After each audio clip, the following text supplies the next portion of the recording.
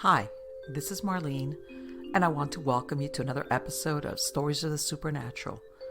Whether you're watching a video or listening to a podcast, please like and subscribe to us so that you can get notification of when a new show is released. Links to videos or MP3 files can be found on miamighostchronicles.com. Go to marlenepardo.com for information on new book releases. I narrate several podcast series that can be found on major podcast platforms and can also be listened to via Alexa, Sonos, and other home systems. Look for Supernatural Storytime for scary storytelling, Nightshade Diary for classic horror and adventure stories, Stories of the Supernatural for interviews with different guests on the show. If you want to get noteworthy news about the paranormal world, true crime, conspiracy stories, and anything that is just plain weird, you can visit Strange Than Fiction Stories tab at miamighostchronicles.com or find us on Blogspot. I want to thank you for being part of my audience, and I think you are all wonderful.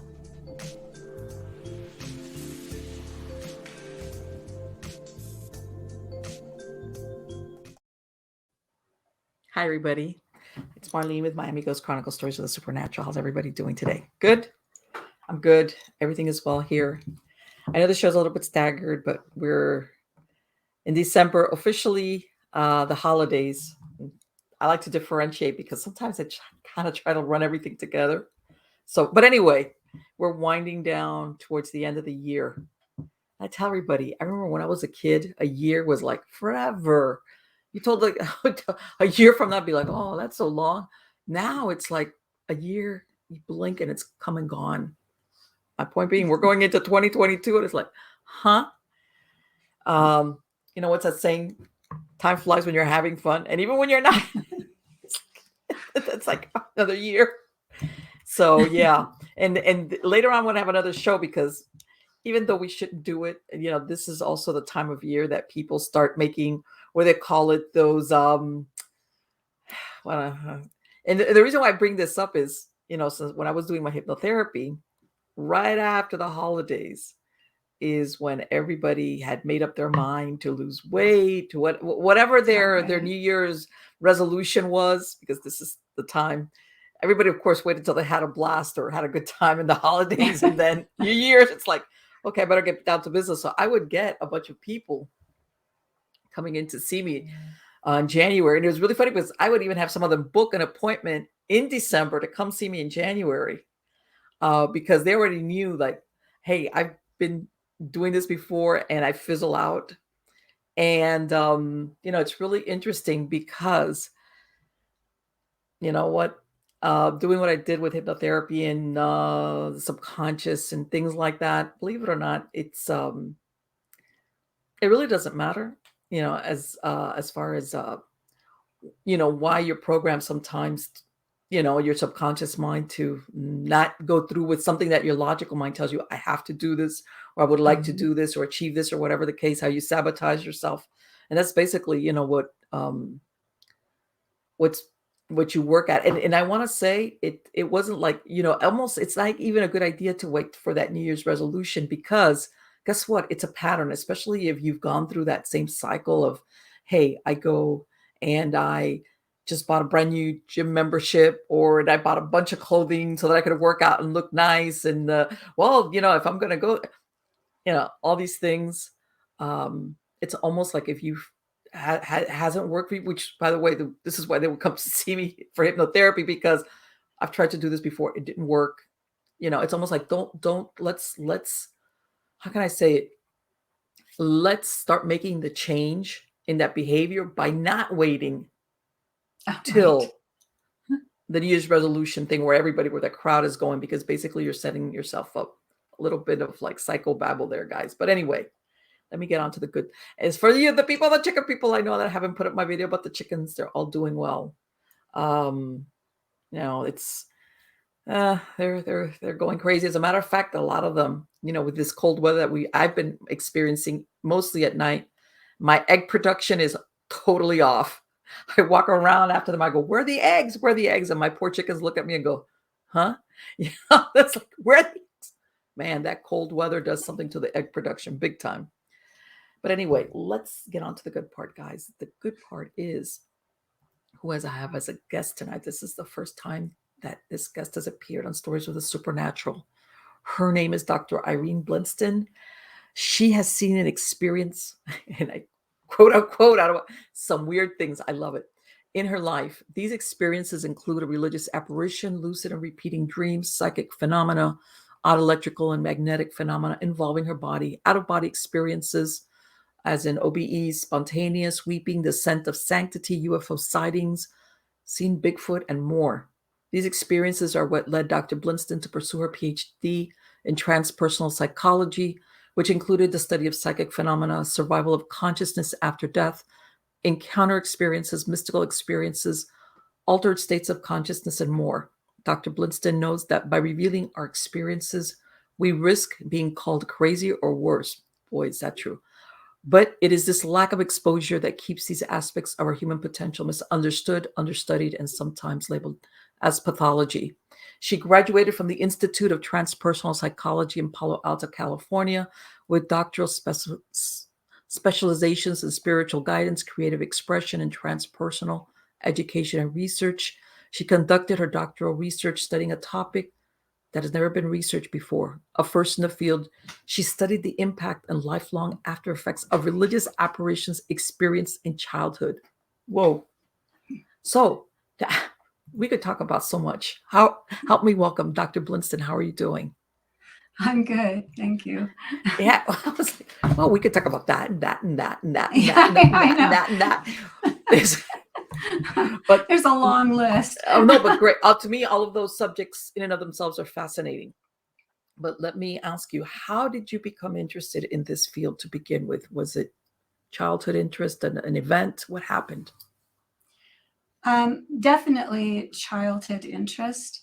I was fortunate enough to have a mother who I describe as a closet esotericist, Okay. very Catholic, but yeah, we had a Ouija board, and I thought every mother walked around with a pendulum in their purse, and card readings and all of that. So I had that exposure very young, which I used to tell my mother how grateful I was for that, because she never thwarted our psychic abilities. I have 4 brothers. So yeah, and that is how my interest got sparked, because she was there to share all what she's learned with us and practice with us, even as little kids. So it was pretty cool. But what really got me going, I would say, is that probably a profound experience, which I rarely talk about actually, was experiencing a religious apparition when I was between 5 or 7 years old. And that's what actually led to my doctoral research, my dissertation research on the impact and lifelong after effects of religious apparitions experienced in childhood. So I studied adults who had that experience as a kid. Yeah, so yeah, that's how that happened. Let me ask you, when you had that experience as a child, did you realize right then and there that it was religious, or did you understand it after the fact when maybe you were older? No, actually, as a child, I was raised Catholic and I went to Catholic school, and this actually happened in church. And I saw this man who I identified as Jesus at that age, and no one else saw him, but I did. And he was right in front of the church. So it was a very, very impactful experience. And I had physical, how do I describe it? Physical sensations and physical reactions to the experience, as in an altered state of consciousness. And then after, it was kind of sad, because I was telling my mother, but she just wanted me to be quiet in the church. You got right ahead of me on the question, because I was about to ask you what happened when and if you told anybody about what you saw. My mother was the only person I told, because I got kind of not a negative reaction, but I knew she didn't believe me. And she just wanted me to be quiet. She goes, yes, I see you. I see him. Now just be quiet. Oh, because you told her right then and there. Yes. When Oh my gosh. Yeah. Because I was just like, he's there, he's there. And here's the quiet, the priest is up and doing his thing. And, the church is really quiet. And here's this little, 5, 6-year-old going so where crazy. did you see the figure? Up on the altar by the priest? Yeah. Right in front of the altar, actually. And he was looking at the crowd. He was looking at first, he was looking on the other side. It was a small Mm-hmm. church and from a small town. Right. And he was looking on the other side and kind of looking at everybody. And when he looked on my side, his eyes locked with mine. And that's when I have no idea how much time went by. I did receive a message from him. I don't talk about it because I just start crying when I talk about it. I have no control over that. But then I was just so excited about it. I wanted my Right. You're a mother to child. see You're it. like, Yeah. right. Which is what a lot of children do. They think everybody sees it. Yeah. I was so surprised. I'm thinking, why isn't everybody excited? Yeah, Sure. Right. I Right. was Like, pretty, there's a guy up on the altar. It's like, right. Yeah. right. That's a typical child reaction where Right. everybody's in on this. And then you realize, were your siblings there?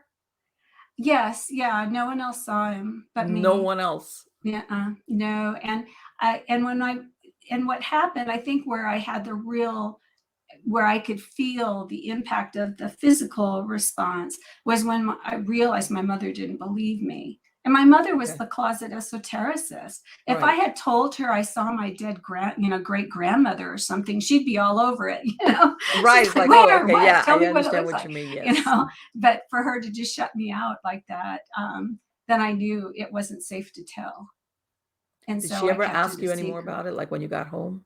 No, nobody, no. The woman that was my mother had told me, and this was much when I was much later. I actually wrote about it, but it Mm-hmm. was when I was in my doctoral program. She said that she remembered, and she said the lady that was in the pew behind us when I was screaming, she's going, "Isn't that wonderful?" the woman behind, and my mother's going, "Don't encourage her, we got to get her to shut up." But no, it was never mentioned again. And that was really hard because if anybody was going to believe me, it'd be my mother. Sure. But yeah, Exactly. so I kept Exactly. it secret my whole life. And this is the thing, most of the Marian apparitions with children, same thing. They were thought to be liars or, Yes. almost bordering on blasphemous. Like, how could you're a child, and most of them, were poor. Why would the Virgin Mary appear to you? Very Exactly. same thing. And it was You almost are like exactly for right. lack of a better words, even the families were like, you're gonna get in trouble because you can't say that you saw that, or yeah. Right. No, you're exactly right. And I traveled to Europe when I was doing my research for my dissertation Mm-hmm. and went to Marian apparition sites. And then, just to experience the locations. And Right. it's very interesting research. But it was the people who I sent out a call for my participants all over the world. And I got people from all over the world responding, but I had very strict criteria. So it was really hard to qualify because, in my experience, this person who I perceived to be Jesus, I could have walked up and touched him. He was Right. It wasn't like it was like a solid person. exactly, we call it a corporeal apparition. It's Okay. just like you could hug them, they're there. And so I needed that so that I could really narrow down my research criteria. Because But you I did the did criteria get on adults, or because I know you a, wrote the book about children, but when you did the research, was it for adults? it was actually adults who had the experience as Okay, as children. children. Okay, I understand. Right. Okay. And I don't have the stats in front of me right now, Mm-hmm. but there was a large percentage who either told one person as a child, and like me was kind of thwarted, and so they Right. kept it a secret their whole life, and they never divulged it again until they responded to my call for participants for my research. And so it was, and then listening, they actually wrote an autobiography for me, but I had them actually do artwork first Oh, to wow. describe, because there's a thing about when things like this happen, and anybody who has an experience, whether, any kind of encounter experience is where my specialty is, in mystical experiences. And this can Mhm. include, alien encounters, or even seeing a UFO, or, Right. seeing Bigfoot or whatever. It's Mhm. ineffable. It's like, Yes. how do you describe that? It's so in order to be able to address the ineffability of it, I had them do art to describe or show or illustrate their experience. And I really wanted to make it easy. I'm like, if your experience was a color, just grab a crayon on a piece of paper and just put, just do that. And that's all you need to do. But Right. they did. I mean, I had people, like one person did stained glass. She Wow. saw a religious apparition of Mary. And I mean, they really put the work into this. One Native American person who saw Jesus, a Native American person did a beadwork of her experience. Oh my gosh. Right, like the memory, that's the thing that you've learned. People, the memory is very sharp and Well, detailed. yes, it is. And it's so much easier to do it if it's nonverbal, because of the ineffability of the experience. So when they are able to do it in a nonverbal way to express it, then it's come out. So that's when I had them write their spiritual Mhm. autobiography, or basically their experience. So then they're able to express it in words. It's just that they need to get it out first. And oh my gosh, they went above and beyond the call of Because, yeah, duty. boy, I've been wanting to say this, and maybe I haven't to for so many years. Did you find there was a median age that you saw No, the majority of sightings, or no? well, I had, you mean as far as when they had the Right, like how old apparition? were they? Where you say, okay, the majority of them fell into this approximate age, more or less. I would say the majority of them were probably, well, I also cut it off at 12 years old. Okay, so you're They had talking, to all be right, 12 years old or prepubescent, less. pre-teenage. Okay, okay, Yeah, no teenagers. They had to be 12 or less. Now, okay, postdoc research that I did, I allowed up to 18 years old. But okay. for this particular specific corporeal religious apparition was up until 12. And I would say the majority of them were probably 7 years old or younger. Okay. Yeah. All right. Oh, God, some amazing stories. Oh, my goodness. Right. And Um, these and it's, I'm sure, like you said, that a lot of them, if they told anybody, it's, I want to say, even a child sometimes understands that saying it, or that ahead of time they know that might be rejected or disbelieved or told don't be a liar, that kind of thing. mhm. Right. And that was common, actually.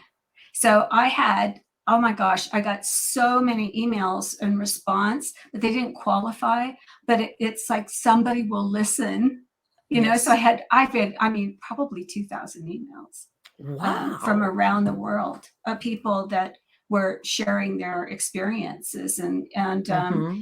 but because it wasn't corporeal, they didn't qualify. But Right, it because you were was, looking for that specific thing. yes, that specific. Let Yeah. me ask you, were these sightings, were they strictly Judeo-Christian, or were we talking different religious I beliefs?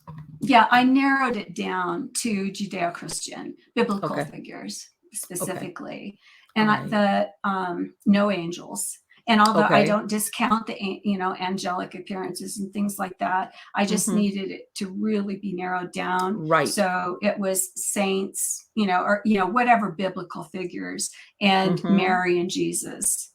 And the majority, believe it or not, I'm raised Catholic, so it's like all of the Marian apparitions were the big Right. deal. But the majority of my participants saw Jesus. You Yes. know what? It's really funny because I was thinking that. I'm thinking, man, if you got in trouble for seeing Mary, can you imagine if you said, I saw Yeah, Jesus? right, You'd be like, oh, right. And it you was know. usually in a calming situation. One instance was a child who was listening or hearing her parents argue. She was in her bed, and she was, just like praying. I think Mhm. she was about 7 years old, at the time. And she said she was just praying that her parents would stop fighting. And it was just the stress that was on her. And Jesus came to her and he put Wow. his hand on her. So there was also physical touch. It's really And this fascinating. is wow, that is incredible. See, that's the kind of thing that you hear that and it's of all the things that a child, especially at that age, could make up as far as Oh, seeing, it's like you would think that would be the last thing. well, the thing is, too, this is where you have to be kind of strong willed when you're doing research like this because other very material, researchers or scientists who are based in materialism, man, I got bombarded. It's like, Okay. it's just fantasy and Oh, I'm sure. imagination and all of that. Um, but I was looking at how they were impacted and if there were Okay. lifelong after effects. So, I mean, these experiences, even with children, it changed their lives. Yes. One child became a healer, where and another child who was probably rambunctious and really kind of a naughty boy type of Yeah. person suddenly changed overnight and was helping the neighbors, taking out their garbage and helping, elderly people and things The like that, parent just must as have a said, child. what's wrong with you?" Yeah. Yeah. But some of the ones that really struck me were, and the most common people that responded to me were healers. And Isn't their that experience as, interesting? as children is what sparked their healing abilities. Almost like what you hear also of some people that have had near-death experiences, Yes. that some of them, when they come back, somehow have dramatic personality changes, and I don't wanna say personality changes, but sometimes the way they behave or Yes. they just if they've been angry, that the anger is gone. Right. And their Um, perspective on life yes, is different. Yeah. exactly. Well, this is something that's really fascinating because I wrote a chapter for a book. It was a trilogy on Fatima. We can get to Mhm. UFOs here, but Yes. when they when these researchers in Portugal were actually investigating and they were able to go in and actually read the original papers where the testimonies of the children who saw Mary. Right. And this whole thing was they actually had an artist do a rendition of what they described, Mhm. and it looked like a space alien. Well, that's what I read that thing about Fatima because they were and I understand what you're saying as far as looking at the original because between then once the church Mhm. accepted it, they kind of massaged it. I'm Oh, being yeah. nice about this. Yeah. Yes. This You is know, true. but Yes. to read the original, I had heard that, yeah, that it was like, in other words, I guess the church wants the Marian apparition to be a certain profile, like this is what you saw. So, and of course, children are unfiltered. They describe what Right? they see. That's what I'd heard, Yes. that it wasn't that prototypical Marian apparition that everybody wants to think of as from the religious perspective. How's that? Right. Well, there's even, if we look at it from probably all of the apparitions, Mhm. but I'll just speak to Fatima, is just simply because they had, the artists that do like for witnesses or whatever, and they'll draw a Right. picture of what they're hearing. And Mhm. basically with Fatima, there is also the incident when the spinning sun. Right, exactly. Yeah, so that's in the book that I contributed to, it's called Fatima Revisited, and Mhm. it's the Marian apparition and includes in ufology. Right. And so I wrote about the comparison of what those children had described and what my participants described and what UFO experiencers have described. And it was fascinating. It took me 5 months to write a chapter just because of the research I had to It was do so in depth. into experiencers of, alien encounters. And the wording and the experiences were almost identical. Isn't that strange? Because the thing is, in Fatima, didn't the crowds also witness, the spinning In other words, that you Yes, had people saying, "We saw the same thing." exactly. When the children said, 10,000, I think. right, and then you're thinking, "Okay, was this a mass hallucination?" You see what you expected to see because it's religious or holy, or Yeah. but this is the thing, like you described, these religious sightings, whether it's Mary or Jesus, have like a positive, but then you hear of some people having an encounter or a sighting with extraterrestrials or whatever, and some of them are not, in other words, they're scared. Right. It's almost like, even though you're describing the similar thing, um it's almost like, you know one sees it as something good and holy, because I'm going to use that word, versus the other one, it's like, I don't know exactly what this is. Should I be afraid? I'm not, that kind of Right. thing. Well, I've read a lot of, well, even before I did my research, way back when we were talking about my other book, I wrote about the angelic communications. Mm-hmm. I was part of a UFO or alien encounter experiencer group. Okay.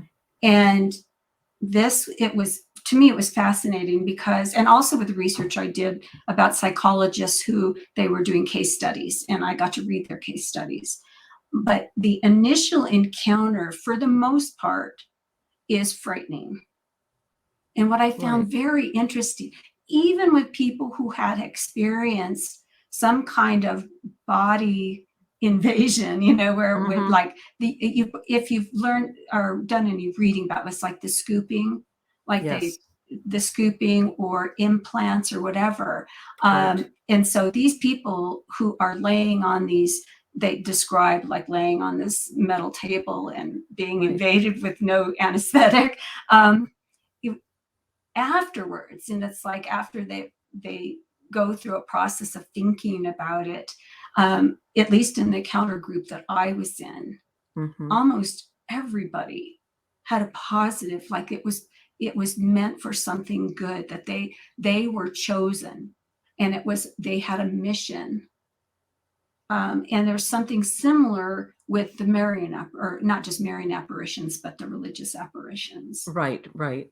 So I mean, it's fascinating. Not everybody comes out going, "Yeah, I was chosen and it was awesome," Right. Right. but most everybody had a very frightening experience to Right. begin with. This is what you read about, that especially people that have a history of it, that they say that even from childhood they have a history of abduction, Yes, or yeah, sometimes, like you said, that some of them even think that their genetic materials being used.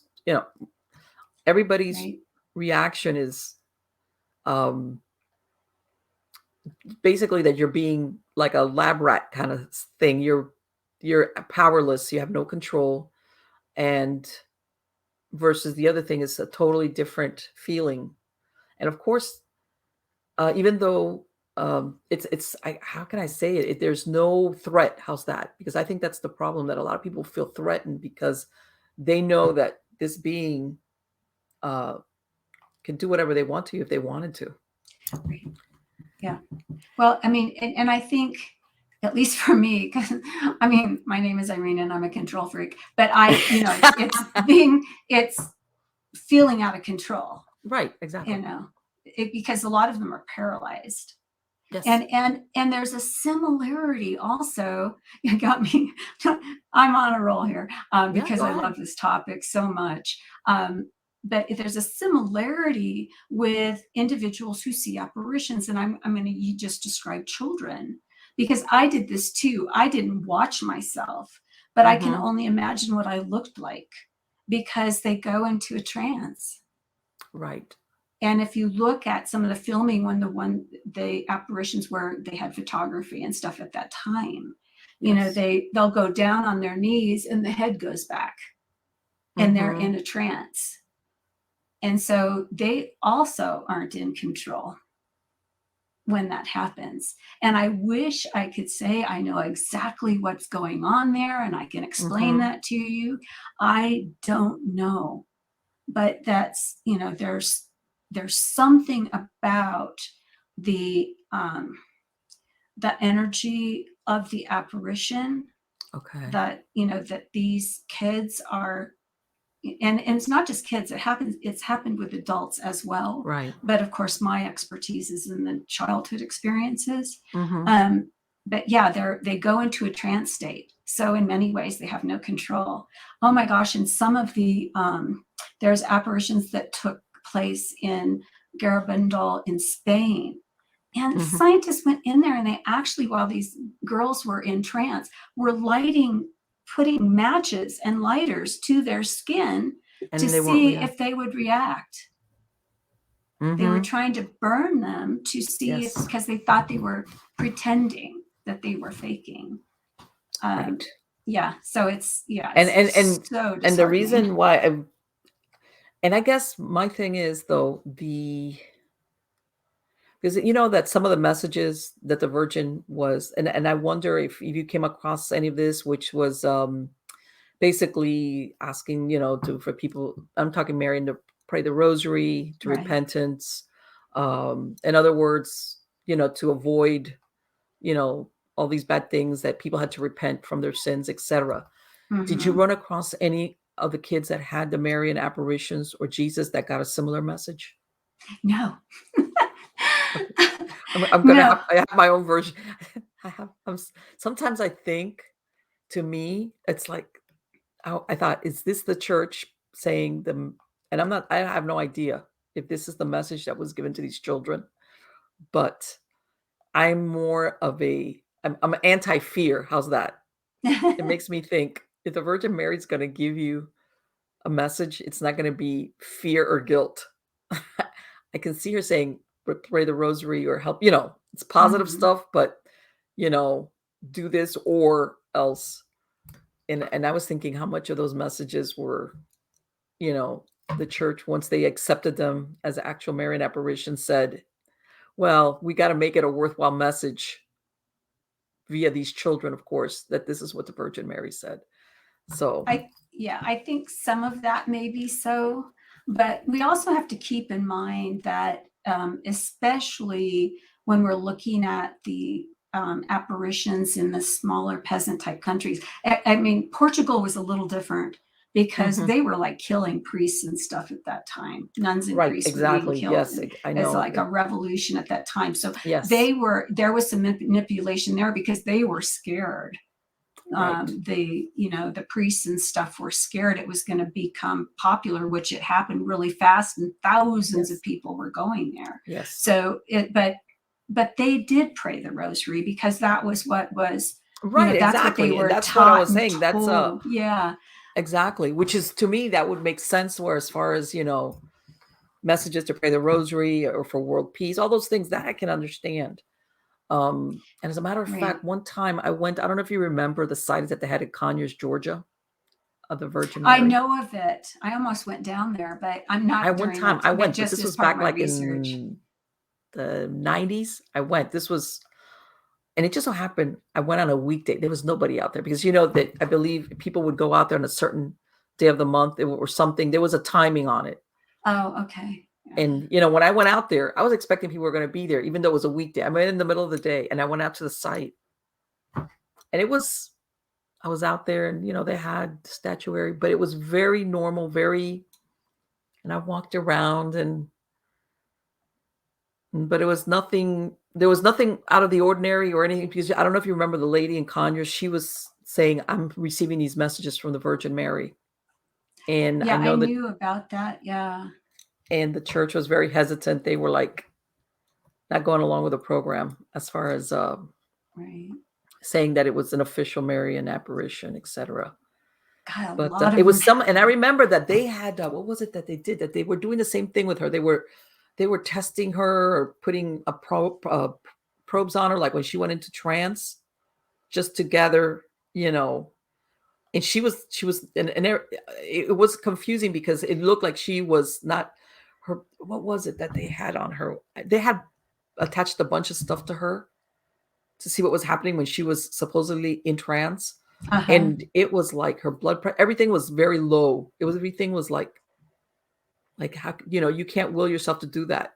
What she was going in her brain Right. patterns. I think they also, one time they were looking at that as far as when she was going into trance. And then I don't know what happened to that. It just, that Conyers thing just faded away. I don't know. Yeah, But I don't know a lot about it. I know a little bit just because I studied, as right, many right, right. Marian apparitions as I could, Mhm. and wanted to go to the sites if I could. Mhm. But I don't know a lot because it was an adult, Right. and my focus was on children. Well, Yes. adults who, as children, had their Okay. experience. But yeah, Let me there. ask you, when you interviewed them, did you have, I know you said, okay, the cutoff point is going to be 12 years of age. Mhm. Did you have any participants that were young adults? In other words, that this had happened to them within the last 10 years of their lives, or was everybody older? Like somebody that I was maybe 20 in their 20s and this happened to them. Yes, actually. Well, let me think. That's a good question because I had so many responses. But I mean, it narrowed down to 25, but there was men that were in it too, but they didn't want to do the processes. Like they didn't want to do the art or whatever. So they dropped out. So I Really? ended up, Men did yeah, not. yeah, Why am I not men flaked out surprised? on Why am me. I not Yeah, we surprised? call it attrition. And so I lost, like, there was 5 guys, I lost all of them. And then some people were afraid.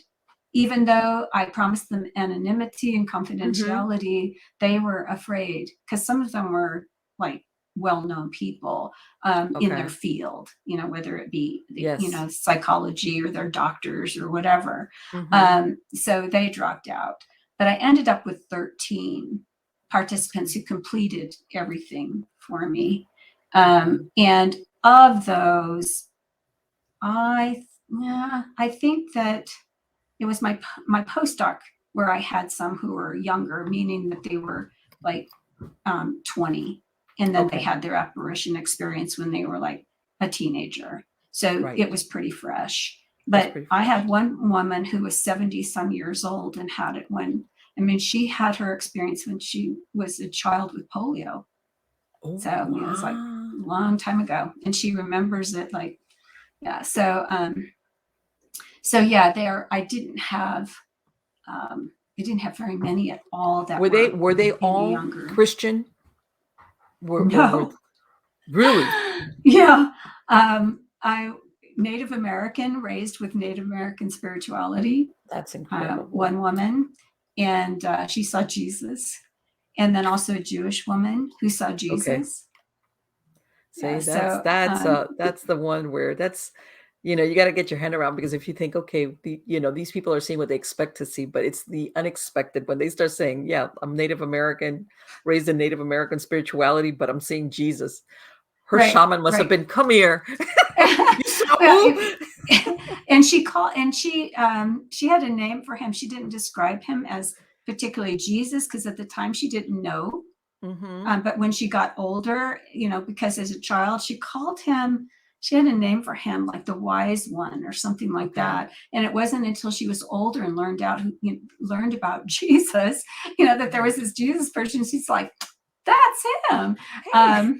Yeah. And I also had someone from Japan raised in, Buddhist and Shinto religion. You know what's really interesting that people don't realize, that there's a lot of versions of the Marian apparitions where the virgin looks like the populace. Yes, yes, yes, People yes. always think that the Marian apparitions are the prototypical Mary, as in European looking Mary.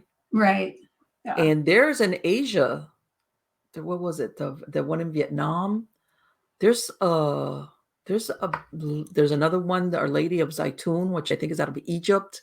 Oh, in I mean, Egypt, yes. that Mary is clothed in traditional, I think, what's the name of the one in China? This, of course, is pre-communist China. That she's Asian looking, and Yeah, I was, and this is also Our Lady of Guadalupe. yes. Also looked like a native, Mhm. from the description. Yes, Yes, exactly. yeah, it's fascinating. Mhm. Um, Now, my people and interestingly, when I think about it, my non-Christian experiencers I'm pretty sure all of them saw Jesus, which is How interesting. did they all see Jesus? What did they say Jesus looked like? I know this must be like Actually, some people drew him. really. And yeah. Well, even with me, they're saying it's just a statue. I'm like, no, this guy had curly hair and what I saw, brown eyes, curly dark hair. Looked Middle Eastern actually. And as a child, I knew nothing about that. So that's who I saw. And they did did rough drawings or whatever. But they, some dark-haired dude. Well, think about it. Back, I'm sure because I went to Catholic school too, the prototypical Jesus that I grew up seeing when I was in school was the one like the light-eyed blonde Jesus. He didn't look like what really, you're just almost blonde he didn't look Middle Eastern. It's like no. Yeah. So that when you're saying I see this guy with curly hair and dark eyes and dark skin. Dark skin, exactly. That is so interesting as far as that people, like you say, okay, how much are they making up? Well, okay, if you're going to be making it up out of your subconscious mind, you're going to be coming up with what you think versus that this is. Right. Well, and that's what did you ever see him again? I was accused of. I'm sorry, say that one more time. Did you ever see him again? In dreams. Okay. Yeah. Yeah, that's a whole other thing. If you know Whitney Strieber, heard of him. Yes. I also attended night school. And I was, from the time of my original apparition, I started to have a nightly dream. And it's just interesting. I'm going to be outing myself here. But I'd have this dream every night that I just find myself in this field, like a meadow, so to speak. And there was logs of old dead trees and logs that were in a U shape. And there were like 12 of us little girls. And there was Jesus there. And he was teaching us. Okay. And so when class was over, little girls would talk to themselves or whatever. And I'd make a beeline to Jesus, hug him around his waist. And he'd put his hand on my shoulder or hand on my head or whatever. And as soon as he did that, boom, I would be sitting upright in bed in the middle of the night. And that happened like every night until I was probably about 10 or 11, I'm guessing. And then it was like every 3 nights. And then it eventually went to once a week. And then maybe once a month. And then it just faded out. And then I had another one, and all of us little girls grew up in my dreams. Oh, so in other words, you saw yourself as your age and everybody around you. Okay, interesting. Yes, yeah, we all, and I just remember that we were all these little girls, and then we just got older, and we were just like when you go through school, and the thing that bugged me the most is that he'd be teaching us stuff, but when I woke up, I could not remember what he taught us. It drove me crazy. But your soul, was like your soul was learning it. So it was like every night. And then when I was 18, I had another, and all the girls were there. And I beelined up to Jesus, of course, and same thing happened. And that was the last one I had. And there was and I have to say, that I had this feeling of abandonment. Like what happened, right? Yeah. Yeah. Why did you leave me? Why did you abandon me, sort of thing. And by the time I was 11 years old, this is another thing, I was a self-proclaimed atheist. That went over well in Catholic school. How's that work? Yeah, I was a self-proclaimed atheist because the Catholic nuns or whatever, they couldn't answer my questions. I was pretty precocious, but they couldn't answer my questions, so I thought they were all full of it. The only thing is, though, is I knew there was something. Okay. So it was when I was a teenager, anyway, like after the last visit I had, the last schooling, that after that happened, I realized it's not that I'm an atheist, because that's just anger. Right. That's my anger, because I know there's something. So still to Right. this day, I call myself agnostic, Right. Agnostic. because I I know. I know understand. Yeah. there's something. Right. But yeah, Yeah. so I had that, and I had actually a psychologist Mm-hmm. do a regression on me Okay. to try and find out, to get me to the place where I could be in class and watching Jesus teach us, so that Okay. I could remember what I was being taught. Okay. And it was kind of upsetting, because my experience in that regression was that we were being taught about, it was pretty apocalyptic, actually. And that was a little bit upsetting, because no wonder I couldn't remember, for a 6-year-old or a 7 or 8-year-old, Right. to see, this, war and desolation. And I mean, it was, Which is, I was and gonna ask you, was it always the same thing that he was teaching you? I guess, I wish I could tell you, I don't was it know. a teaching or was it a warning, I guess? You see what I'm No, I saying? think this is just me. I really don't know. But Mhm. I think he was preparing us Okay. to be leaders of some kind, or to help. And Okay. um, and so which the book we were talking about before, but the book I Yes. wrote that has to do with, um, what did I call it? Cracking the Angel's Code. Mhm. When I started to get the angelic messages, which was after I'm in my 20s, I guess.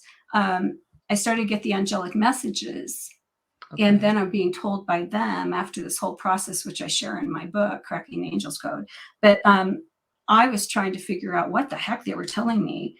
But it Okay. was basically, I was being prepared, or being told that I was going to be in a leader position Okay. when all hell breaks loose, basically, the Okay. end times or whatever. So, And it, what you're saying is these angels were carrying on with what's I don't know, to be honest with you. It okay. that And it's not just me, I mean, there's Mhm. other people, and what fascinates me is people getting the same messages.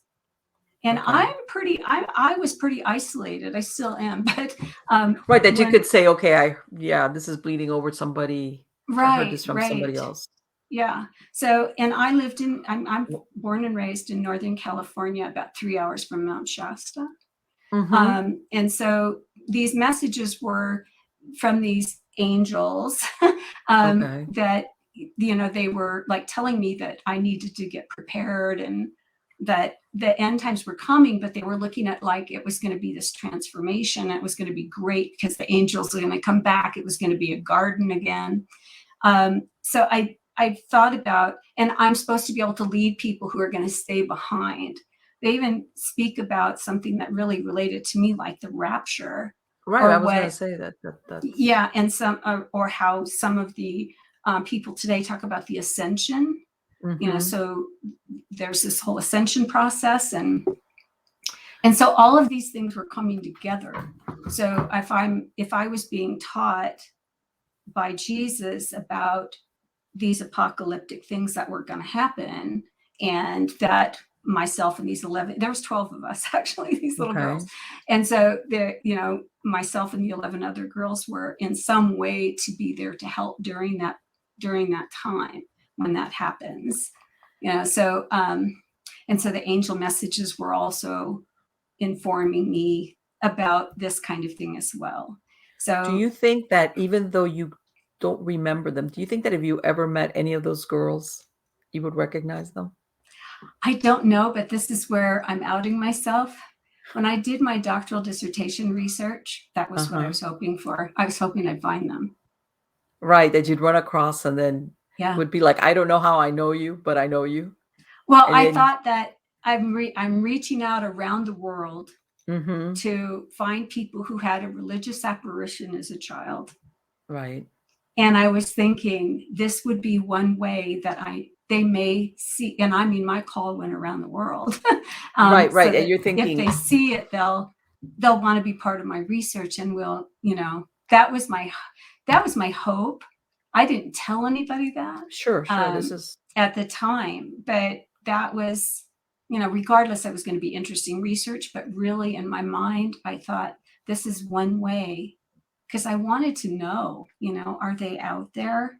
Are they out there still? I still wonder. Right. Or Are somebody they that I out could there? say, and then all of a sudden you're thinking, this person was seeing, the same thing. Yes. Yeah. Because I had them describe their experience. So Right, I thought, exactly. we'll know for Exactly. sure, right? How Yeah, it's did like, yeah, I went let to me school ask you, with because it Jesus at almost night. seems, do you think, especially when at angels, do you think angels and ETs are two separate, or are we calling ETs angels? You Because know, maybe that's just the, you look at ancient aliens that, that this is how, humanity or whoever witnessed them, this is what they came up with. right. Well, I think it was one of my aunts, actually, when I was receiving the messages, and I asked them, Mm-hmm. about extraterrestrials. And if you think about this, it makes sense, that people recognize angels, Mm-hmm. but extraterrestrials. So basically, they're saying like they're the same thing. Like, so in the Okay. messages, for example, they said that heaven Okay. is a planet outside our solar system, Okay.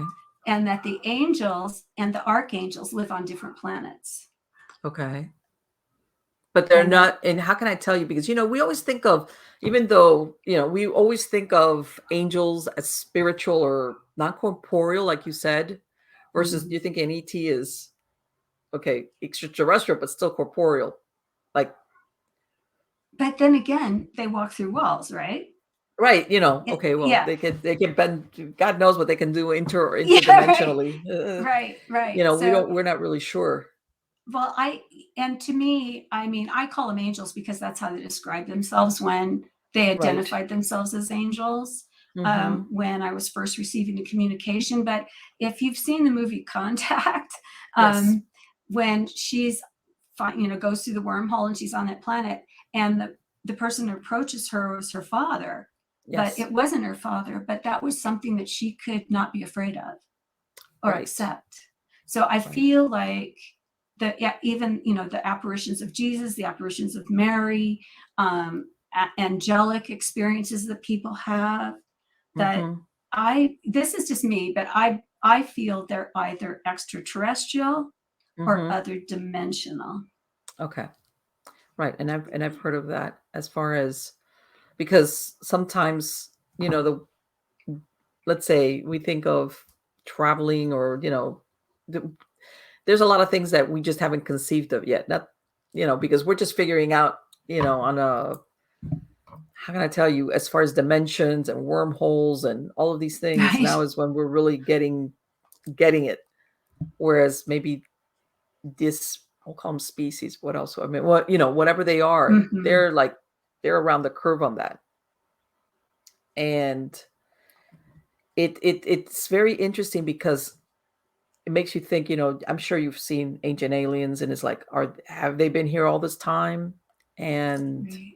they were made into angels or gods, demigods, you know, Right. or Oh are my they, do gosh. you think that in a lot of times you hear the same thing, even from, because at one time, I hadn't gone in a while, but I belonged with this group, which was, they would put on MUFON Oh. presentations. It was a Mm-hmm. UFO awareness, and I spoke to quite a few people, after the meeting after the meeting, where people would Yeah. say Right. that after they would have had a UFO experience, not even an ET, just a sighting, that then they would start having paranormal experiences, Right. and that some of this stuff was following them around for years, and the triggering had been a UFO sighting.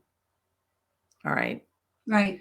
Right. And it was, in other words, it wasn't like, oh, I saw light in the sky and that was interesting, and something never happened. These were people that started having events happen to them, where they lived to them, and it was after that UFO sighting. You're right. And that's the same with the apparitions, where I was talking about a person becomes, hands-on healer, or Mm-hmm. their, massive psychic abilities. Right. Those are the kinds of changes. And, we can't really say, like, I mean, I saw a UFO when I was like 9 years old. Okay. Yeah, that's a whole, God, we could talk for hours. I was But gonna say, and how did you, let me ask you, did you share that with anybody, or were you like, well, it was in the what was so odd, and just like when I had the religious apparition, I was mhm, probably about 9, and there was this, it was really big. It was a saucer shape, and it mhm, was fluorescent orange, okay, to my eyes. But we were out playing. All the kids in the neighborhood were playing in the street. The parents were out sitting on the porch and all of that.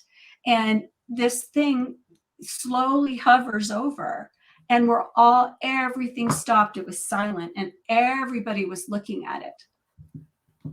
And then it just kind of moved over and just went over, because I'm in Northern California with forests and lots of trees and stuff. mhm, So then right. it became where it was out of sight. So everybody saw it. Everybody saw it.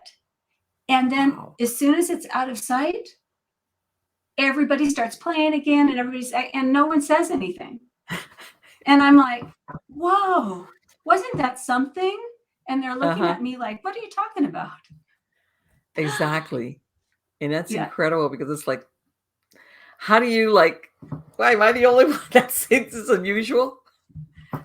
Well, there's this phenomenon, God, like I said, I have done such interesting research and had so many interesting experiences, but there is a phenomena that if the brain can't handle it, or if it's Yes. beyond the comprehension of the brain, that the mind will block it out. Yes, it does.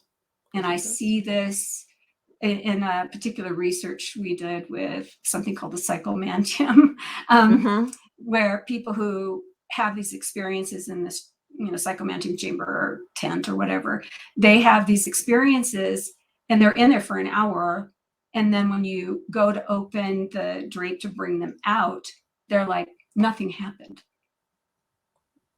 And so you have to take them in and do a post interview with them and ask them each step they took in the process while they're in there. And then they start saying things, and it's like, they're Yes. just like, I'm like, I think something happened, after Well, they're describing all these things, but the mind is protecting them. let me see. I just there we go. You know what? What's really funny is I would do when I would do past life regressions as a hypnotist, you know, I had people that came in with these expectations about what their past lives were. And I would say, okay, well, you know what? We'll just let your mind pick what's the most appropriate one for you to see. A good portion of the time, it was what not what they expecting, and it was very Right. tame, as in, whatever. And I would say, do you understand your mind? There's an understanding once you get there that you realize this is you, even though it might not look like you know it's you. I go, your mind is never going to show you something that you could not handle. In other words, where maybe they drew and quartered you and hung you at the, Oh, right. if you cannot handle that, you're not going to see it at the very beginning, or it might show you something else that might be more appropriate versus that. And people don't realize that something like that, your mind is always going to try to keep you sane, which is sometimes where you have people that they lose that memory of a certain event, and then little by little, it'll start coming back. A couple of years later, they might start having vivid dreams, and it's just their Oh, subconscious right. trying to ready them. And you know what? There's memories that you're never ever ready to see. Right. That They're you'll traumatic never enough. remember. Right. Right. That because your mind at all costs will try to keep you sane. Exactly. If something is so overwhelming, like, and everybody's got a different threshold, by the way. You show something to some people and they're like horrified, but they can handle it. Then you show it to Right. some other person and it's forget it. They'll like be gone. Right. Right. Just Yep. like what you were And describing, as in this, everybody's watching this thing and everybody's like, okay, I'm right. not going to go Yeah. through that door. So we'll just pretend that didn't happen. Exactly. It happens. A UFO encounter, or sighting anyway, happened again as with my business partner in Henderson, Nevada. And Hmm. we were at a Starbucks outside and we were chatting and the place was full. And then this blue beam diamond shaped thing across the street where there's nothing built out, it was just desert. And this blue thing, diamond shaped, emanating blue light, came down, and it was just hovering over the ground. And then it like had this blue beam that went to the ground, and then it just went up and disappeared. Wow. And everybody was, I mean, it was dead silent. Everybody was looking at it. And then after it disappeared, everybody just started talking again. And my business partner, who he's passed away, but he was really into ufology, and he was going, "We just saw a UFO." Oh, at least he was. Yeah. And I'm like, we sure did. But everybody that was there, now somebody did because it was in the news. Somebody had mentioned it to the news, but for the most part, the people at the Starbucks outside were just talking away like nothing had happened. And I had this flash of my childhood. I'm like, wow, been here, done that before. I can remember this kind of experience. We are creatures of habit, more than people think. And it'd be so surprising what we ignore, if that's going to interrupt our little schedule, our reality. It's like, oh my God, if UFOs and ETs exist, what else that I thought is only like movies is real. Yeah, and that frightens a lot of people. Yes, it does. Yeah, the whole UFO aliens coming, there's such a negative connotation in a lot of people's minds, like even dangerous. Right. So it's just too frightening to deal with. It becomes, the horizon becomes very foggy, because if you start entertaining that they're real, and then what else about my reality is that I think doesn't exist is real.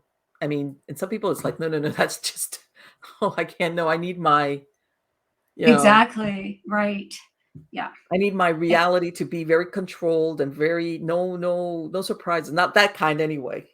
Because the next thing you know, it's like, and of course I hate to say it, but Hollywood is also, because everybody's envisions the worst, like Independence Day. Right. War of the Worlds. Right. And I do believe there's good and bad. When I was in the group of experiencers, alien encounter experiencers, the person who ran that group, he just felt that all ETs are benevolent. And I'm just like, no. Just like people, they're not all benevolent. You have to discern, it's like you have to, there's good and bad in everything, including way out, out in space, or even interdimensionally. I think if we look at it from that perspective, that everybody's benevolent, besides us, then we're being a little too naive. And I respect the guy, the man, I respect him. But I feel like that's wishful thinking, in my view. And maybe I'm just, I'd like to think I have a more balanced view, but maybe I'm one of the, I should work in Hollywood. I don't know. This is the thing. we also, and some people say, okay, you know what, when you try to put and when I want to say our morality, I'm going to say overall human, what we consider good and bad. Maybe to us, let's say, abducting subjects and dissecting them, maybe like with the cattle mutilations, to us it's horrific. Like, how could you do that? Especially to a human being. But maybe, their moral compass is not the same as ours. How can, you know what I'm saying? To us, it seems evil. How could you do that? But maybe their intentions, if we're giving them the benefit of the doubt, they could out and out be like very callous. The ones that do that and say, hey, you know what? We're not going to anesthetize this person, whether it's a human or another type of animal, because we need to do our scientific whatever. Right. And also, too, if we're looking at it as an extraterrestrial or someone who's a different species, they may feel no pain. Right, so exactly. No concept of what pain know, is. they don't. Then they're, they don't understand. Exactly. I mean, that's a real possibility. Or the alternative is that they torture, they don't care. That's another.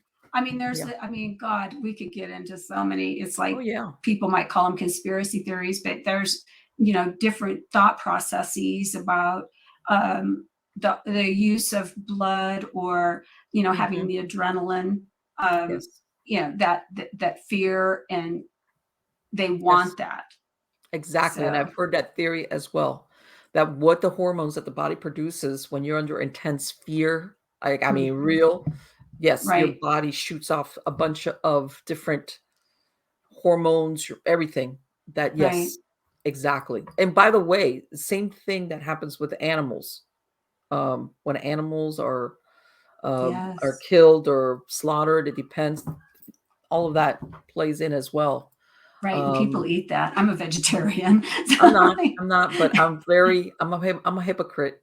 I'll tell everybody. It's like I have well, chickens, but you couldn't pay me to kill a chicken for anything in the world.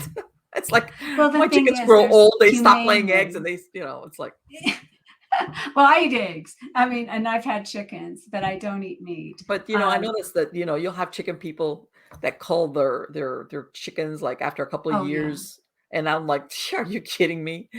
I mean, I have an 8-year old. I have chickens that are 7 and 8 years old. God knows Right. they'll lay an egg once a month if I'm lucky, and it's like, nah, forget it. But yeah, but Yeah.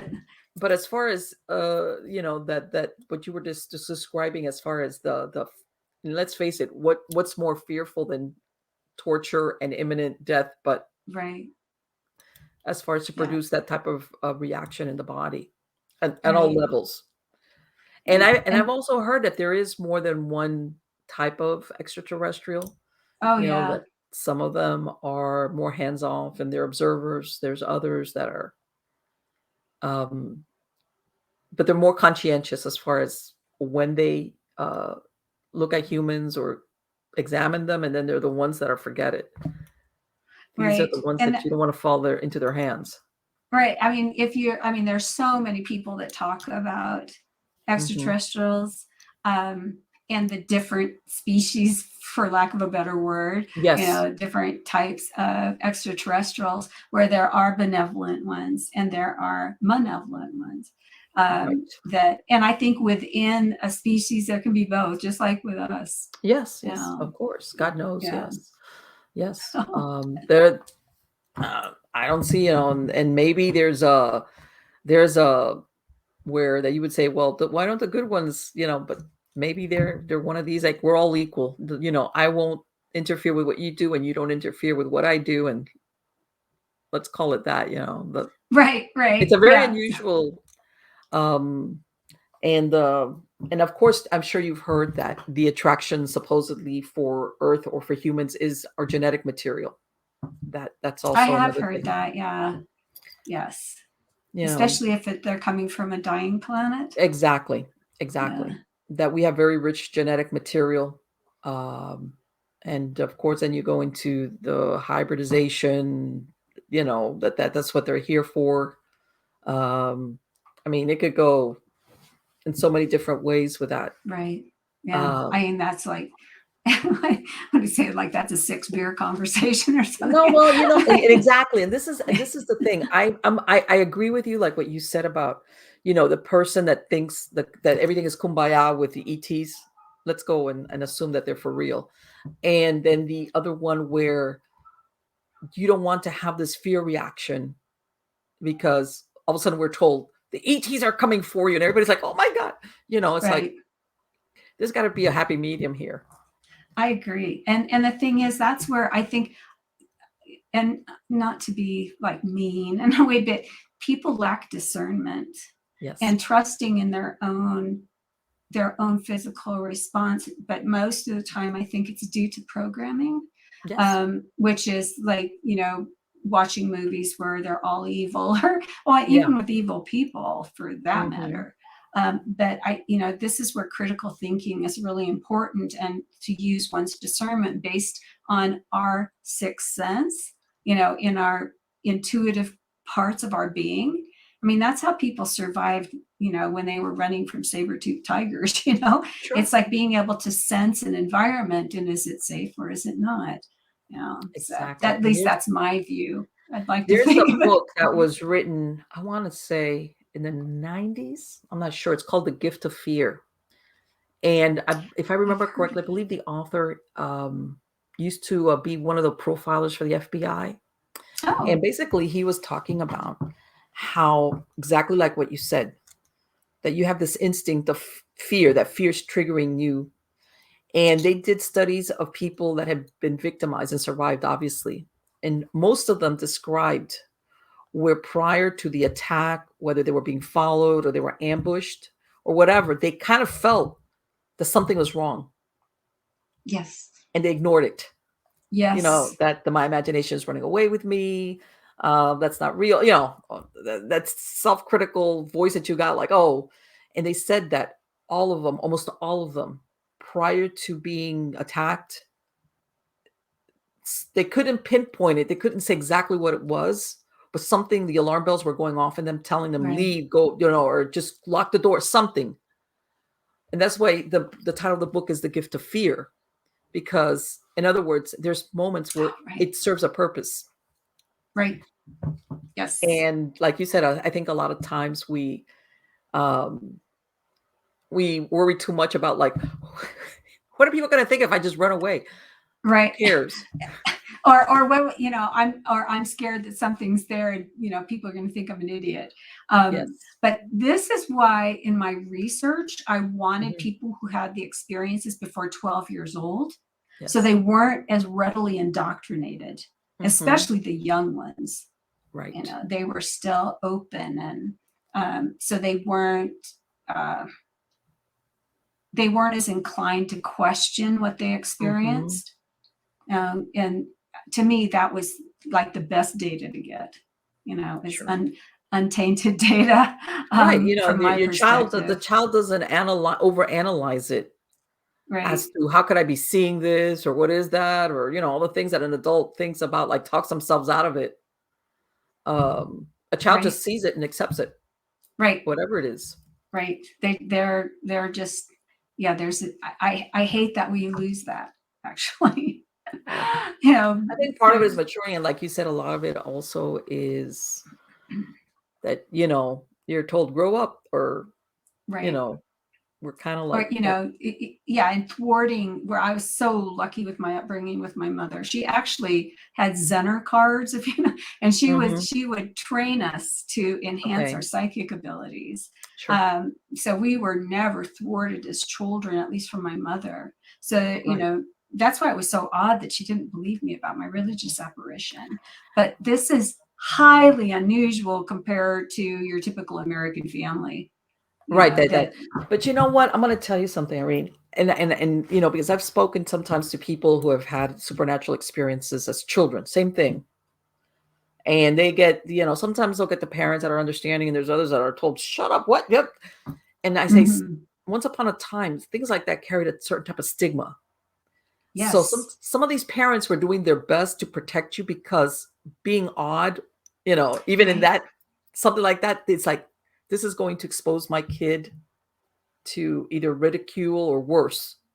So sometimes this is the best thing the parent knew how to do to take care of their kid. Like, don't talk about that. Don't say you saw that. Right. Yeah.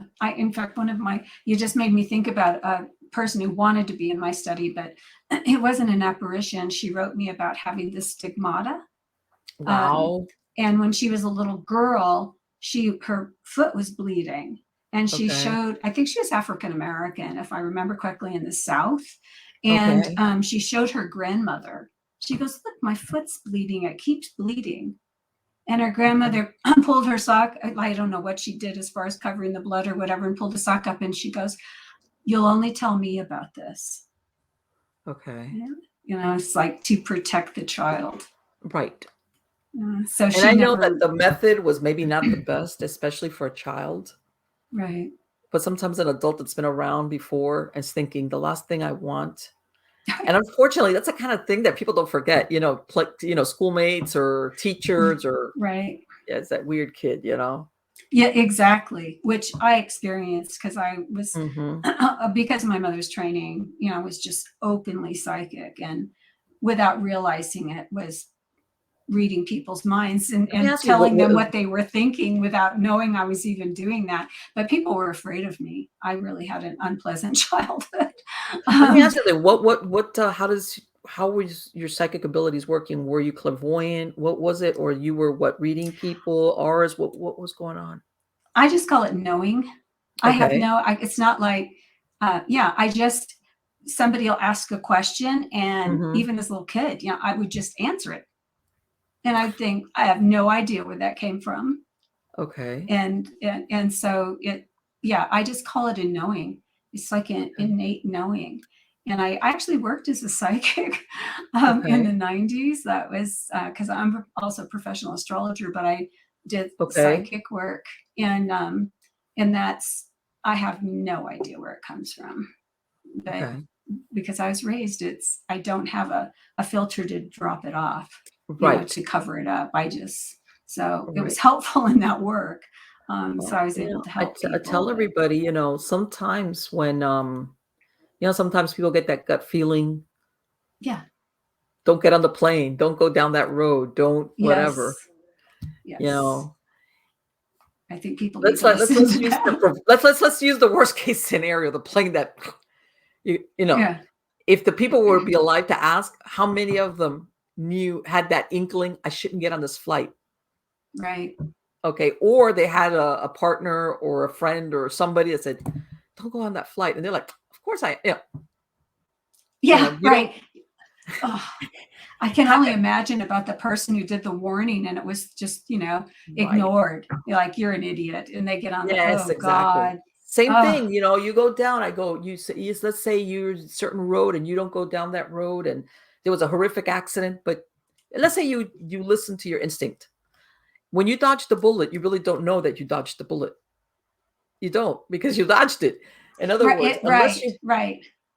so yeah, it's really weird that sometimes our instincts, our inner guidance, we dismiss it, and a lot of times it's like what you said because we've been programmed by our authority figures, parents, whatever, teachers. Right.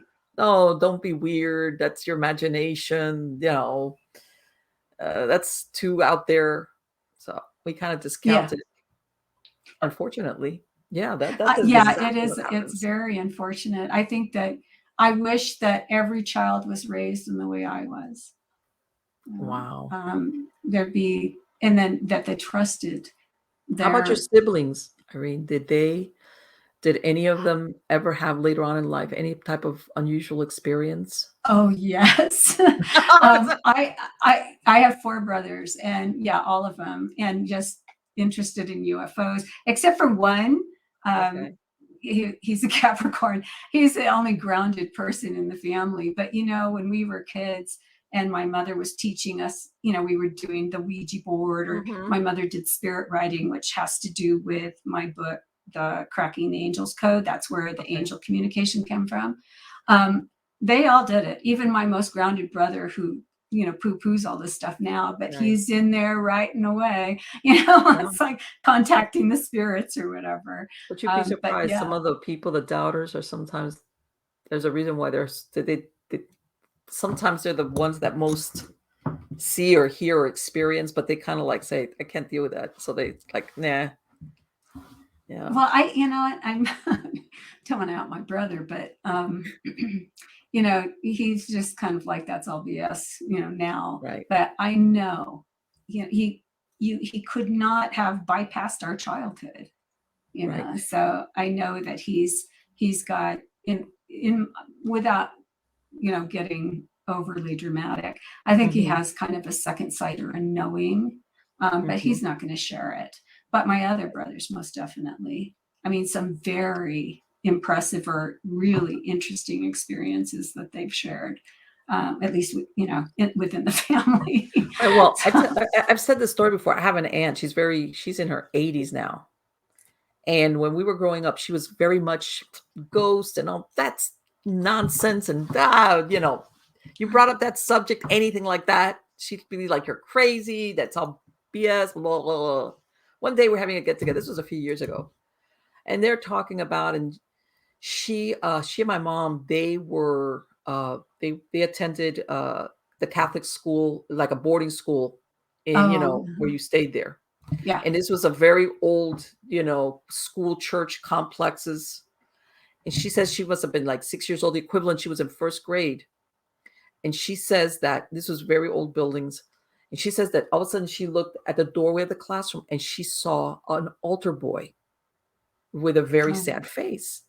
And this was the time also that the classes that were not co-ed, it was an all-girl thing. And Oh, she's a little kid and she's thinking, what is an altar boy doing here? And he says that she looked like really sad.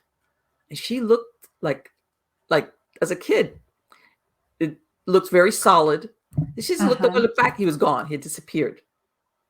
And she's saying this story, and I'm like, you saw ghosts in all this time. You've been telling everybody that we're here, like it's nonsense. And oh, right. no, okay. And then she just changed the subject. But she, like you said, when you're a child, she didn't think of it as a ghost. She was in her mind, she's thinking, what is this 6-year-old altar boy? I mean, this little boy, altar boy that looks all sad, very serious, standing in the doorway of the classroom. And then he just, she looked and he looked and he was gone. Then he was gone. Yeah. And he was gone. And, in other words, he would never have been there to begin with, even if he was, for real, because this was the all-girl part of the school. Right. So sometimes even the most ardent disbelievers or proclaim that they're disbelievers. Right. If you ever get them to fess up, they've got some stories to tell. Right. Well, I think too, if they block it out, I think it will shake their world paradigm. Yes. To have to even remember or admit it, because they have been so indoctrinated throughout their education and then their exposure to other people. So many people, Yes. I mean, unfortunately, in my view, there are a lot of people that way. Yeah. Sadly. But there's a lot of people that if you get them, they have at least a couple of stories. Oh, but yeah. They say, well, you'll keep it to yourself, right? Yeah. And then keeping secrets for sure. Irene, it has been absolutely wonderful to speak to you. Let me ask you, are you do you have any projects, any new books or anything that you're planning now for 2022 or beyond?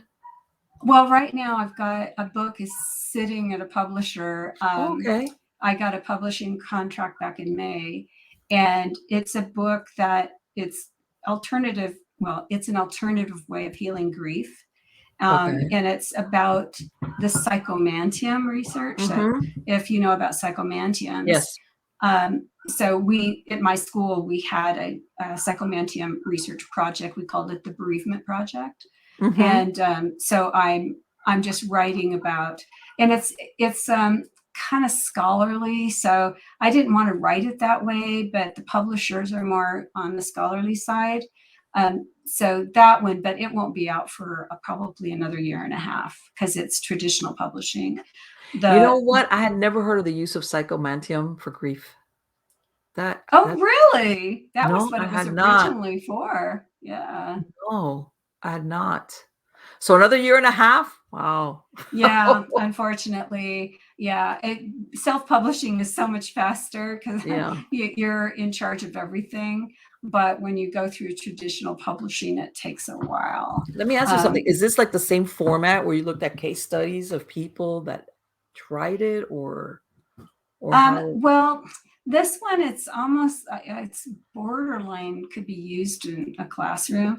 The first part of the book, I talk about, grief, which is basically for death, because that's who we brought in, people who were grieving the death of a loved one. And then the second one, I just talked about the different kinds of grief and the grief theories. And then I got more into, how people will heal from grief. And then I start talking about the psychomantium and the developer of the psychomantium, Dr. Raymond Moody. Yes, Dr. Moody. If you're familiar with him. Yes. He's a fun guy. But anyway, so then I'm talking about the psychomantium, and then I start talking about the participants in my research. Now, this is a rough draft, and I'm at the mercy of the publisher. So I wrote all, what their experiences were, the different categories of experiences, like, people who had messages, people who didn't, people who saw apparitions, which is really rare, who heard messages. And so I described those. And then I talk about, as facilitators, because I was a facilitator, and other facilitators, what the experience, how it impacted us or what our experiences were, and then how it can be used. for things beyond just death. So let me ask you, yeah. did the people have that using the psychomantium, was it comforting for them as far as the grief? Yes. And little did I know, because we took over 100 people through in our research. And I think there was like one person who had what would be described as a bad experience. Okay. And we were really strict about screening our people because they could not have been diagnosed with, well, they couldn't be on medication Okay. for any kind of psychotic. Sure. Obviously, that you don't want to put them in a psychomantium. Sure. But this one person got through, and they didn't describe what the experience was as bad, but they knew they needed to go and see their psychiatrist and see their psychologist. And they were, they made plans to, made appointments that So day. in other words, they what was it? They didn't tell you guys ahead of time that they were? Somehow they slipped through the screening. Okay. And, and we were pretty strict about the screening. Yeah. But that was the only one. Either it was a neutral experience where it was, but that they were very comforted and at peace in the psychomantium. And some were like massively transformative. And I had one of my people had a massively transformative experience. She was suffering from what we call complicated grief and or prolonged grief disorder. And it's a 3-hour process. 3, she talks about the whole, the dead loved one, an hour or so in the psychomantium, and then an hour of post-treat, we call it post-session. But she was really wrecked. And when she came out of the psychomantium, the woman was absolutely transformed. Wow. I mean, even for me, it was like, it impacted me just to witness her change. And we also were testing if it lasted over time. And we, I think we sent a month later or 2 months later to see what their responses were to a questionnaire about, the level of like how much love was there, if grief was, pain or whatever. And all of them, it lasted over time. In fact, it never went away. Right. In other words, that it wasn't like, okay, 3 months later, they're back to, another way, it wore off. Yeah, exactly. Exactly. These were permanent changes for the people who had experienced transformation of their grief. Yeah. Pretty amazing. So interesting. Wow. For my podcast listeners, what is your website address? Oh my gosh, my websites are so old. But if they're interested in learning a little bit more about the psychomantium, my website is called The Portal to Healing Grief.com. It's very old, but it has some information there. And if they're interested in just some of the different things about supernatural stuff, and it's not updated, but there is some interesting things on the website. They could just go to blinston.com and that'll take them to my original website. Right, because I'll put a link to the website on the credits of the show, but for my podcast listeners so that they'll hear it also. Again, I want to thank you. It has been absolutely fascinating speaking with you. Wow. Thank you. It's been fun. I love this topic. Can you tell? Yes. We both do. We're like, yes, I mean, God. Again, thank you so much. And I'm hoping after the new year, I'll get in touch with you again. And I would love to have you come back and we could talk some more about this. Oh, I'd love it. Yeah. Yeah. You just get me going. Yeah. Anytime. Yes. Anytime. Thank you. You're welcome. Bye-bye. Wow. This has been so interesting. You know why? Because she talks about what so many of us sometimes think about, and I've come up, I had read some of the things, even like, let's say like Lourdes and Fatima and, all these, those are the most, I want to say, more well-recognized marian apparitions, if you want to call them that, or religious, that, like I said, you hear of cases of stigmata, which for anybody that doesn't know is when you uh, manifest on your body the same wounds as Jesus, which of the crucifixion, like in the hands and in the feet. All right. And then there's, of course, the Marian apparitions, which is where Fatima and Lourdes, where children saw who they described as the Virgin Mary. And then they they said about the messages that the Virgin had. And of course, all these things at the beginning were, I don't want to say dismissed by the church. And I can understand why they would want to be careful about it. But a lot of times there was a resistance. For example, the children in Fatima, these were very poor children, peasant children. They, in other words, like, why would they be chosen to be visited by the Virgin Mary? Why, So there was always that resistance to it, and it's almost like one of those things, like what, and of course, when she described it, somebody looked at the original transcripts of what these children described. All right. It's very unusual, because I had read about, like, was this the Fatima apparitions? Are we talking an extraterrestrial visitation? And I know there's people out there going, well, why can't it be a religious of the Virgin? It's like one of those things without having been there.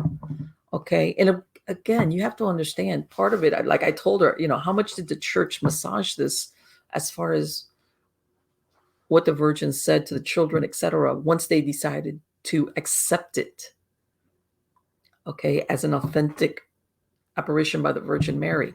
Because remember, once these sites happen, you get, God, thousands of people coming on pilgrimage. They usually build a church. There's miracles that are performed. I mean, you name it. And it's like, in other words, my belief is that once the Catholic Church decides that it's an authentic apparition, they want to make sure that the message that's put out is the right one.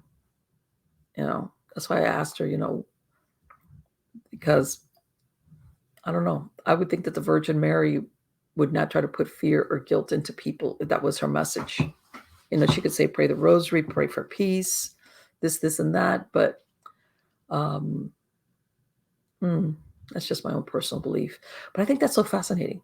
How much of it are we talking truly spiritual, as in the origin is divine, or are we talking the origins, let's call it non-divine, because if the origin is another species, as in extraterrestrials, let's face it, that's not what we would consider divine. Most of us would be like, okay, are we being played? Are they giving us the version that fascinates us, or is that we're capable of understanding? We're thinking, yeah, we're dealing with a divinity, Jesus, God, the creator, whatever you want to call it. I don't care. But nowhere in there are you thinking that this is another species, or flesh and blood kind of. When I say flesh and blood, whatever they're made of, kind of thing. To us, it's like, no. It's like that doesn't work that way.